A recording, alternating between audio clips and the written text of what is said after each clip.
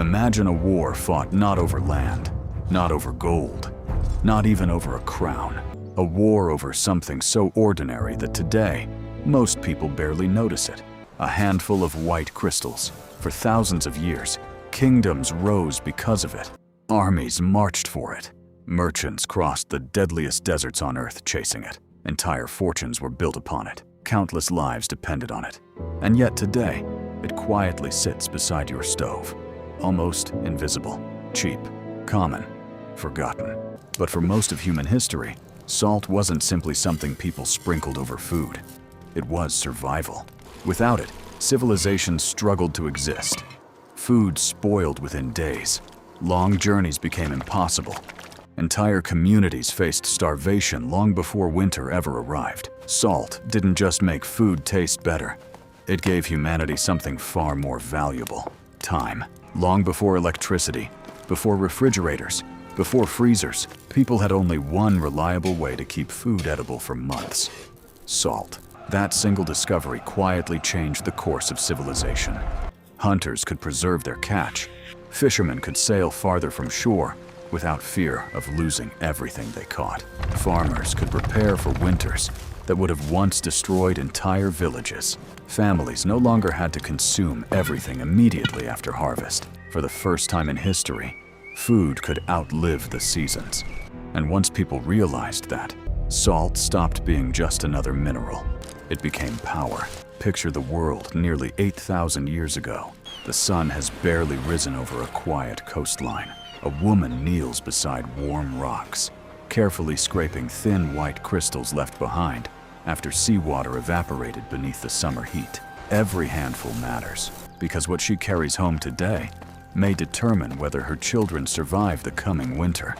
Hundreds of miles away, deep beneath ancient mountains, other families search for the same treasure. They descend into narrow tunnels carved through solid rock, carrying nothing more than simple stone tools and flickering torches. The deeper they dig, the darker it becomes. The air grows heavy, the tunnels narrow. One mistake could bring the ceiling crashing down.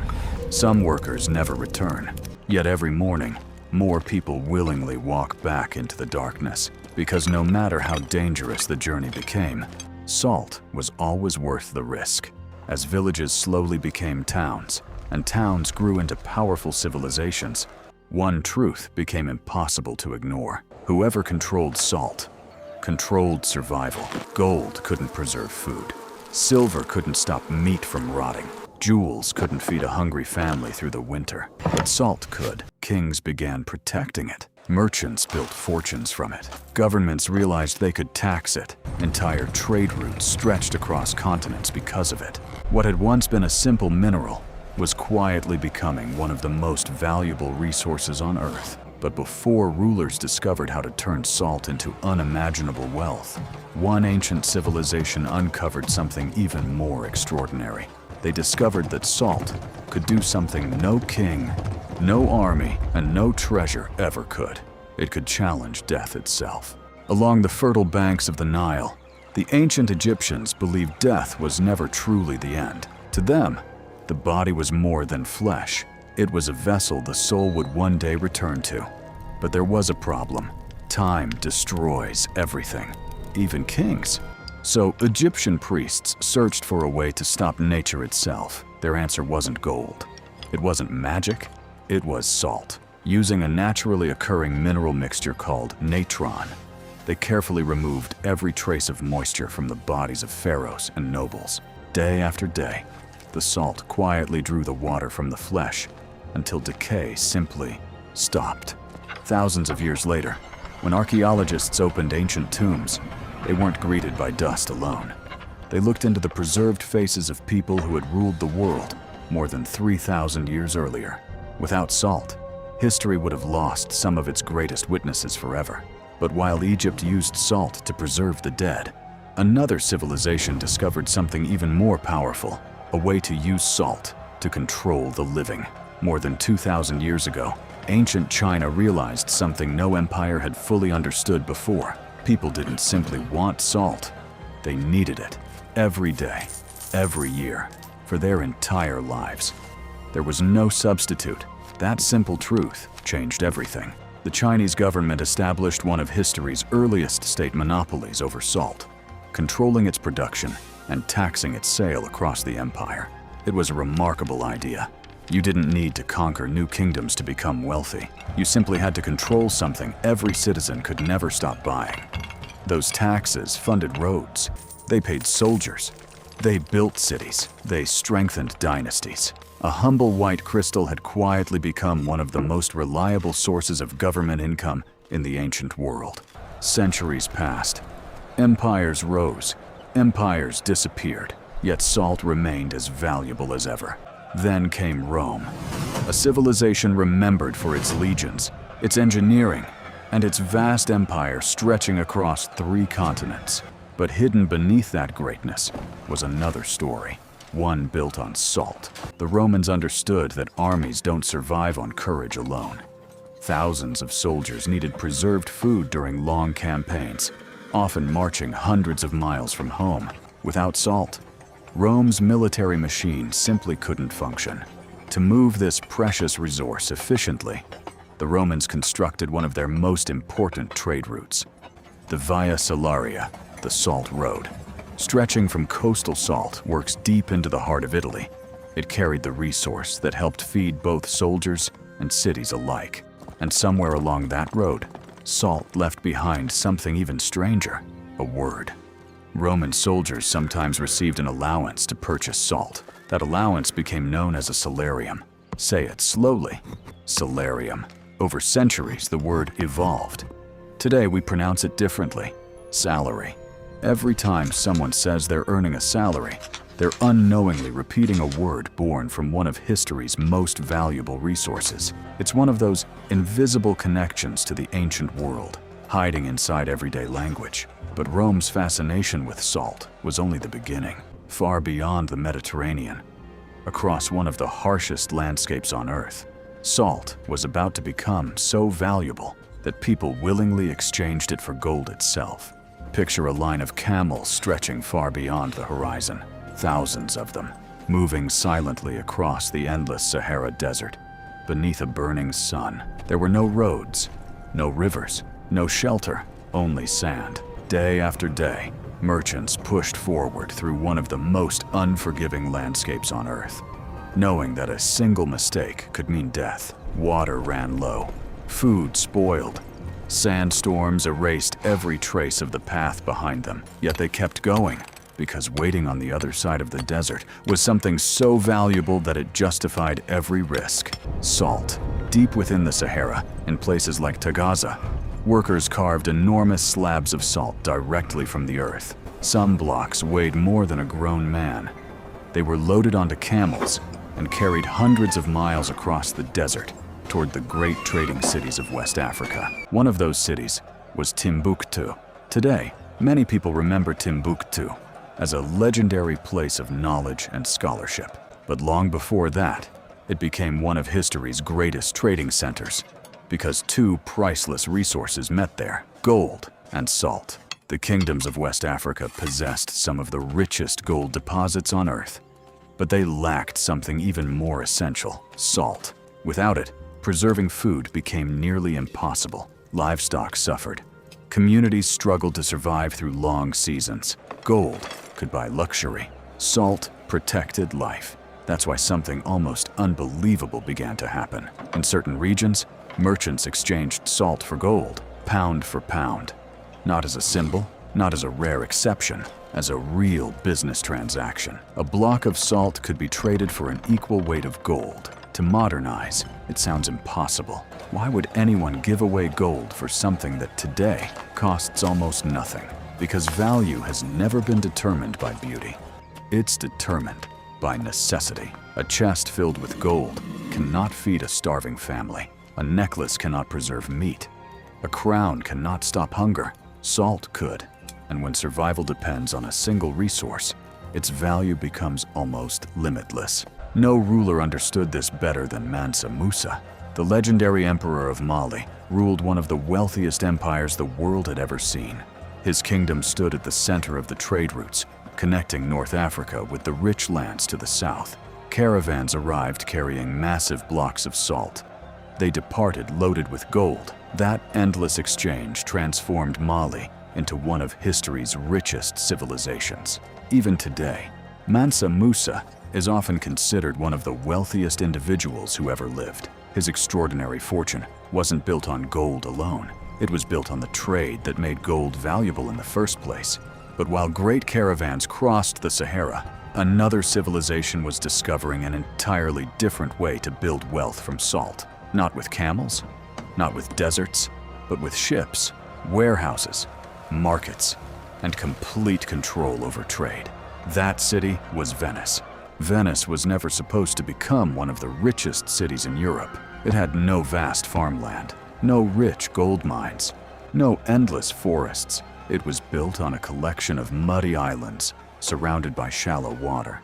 Yet somehow, this unlikely city grew into one of the greatest trading powers the world had ever known. Its greatest weapon wasn't an army. It wasn't a king. It was control. Venetian merchants understood something that others did not. If you controlled the movement of salt, you could influence the movement of wealth itself. Ship after ship arrived carrying precious salt, harvested from coastal lagoons and distant shores. The cargo filled enormous warehouses lining the canals. From there, Venice carefully controlled where salt could be sold, how much entered the market, and who was allowed to buy it. Prices could rise overnight. Rival merchants could be crushed simply by flooding the market with cheaper salt. Entire regions became dependent on Venetian trade. A city with almost no natural resources had transformed itself into an economic empire by mastering one simple commodity. Salt had become a weapon, not one that spilled blood, one that controlled economies. And Europe's rulers were paying close attention. If merchants could become powerful through salt, imagine what kings could do. Across France, the monarchy introduced one of history's most hated taxes. It was called the Gabelle. Unlike many taxes, this one wasn't optional. Every household was required by law to purchase a fixed amount of government salt every year, whether they needed it or not. The price wasn't decided by ordinary people. The government decided. Refusing to buy it could lead to severe punishment. Smuggling cheaper salt became a serious crime. Thousands of people were arrested. Many were imprisoned. Some lost everything. Imagine struggling to feed your family, only to be forced to pay an inflated price for the one mineral your body couldn't live without. For millions of ordinary French citizens, salt stopped representing survival. It became a symbol of injustice. Year after year, resentment quietly spread across the kingdom.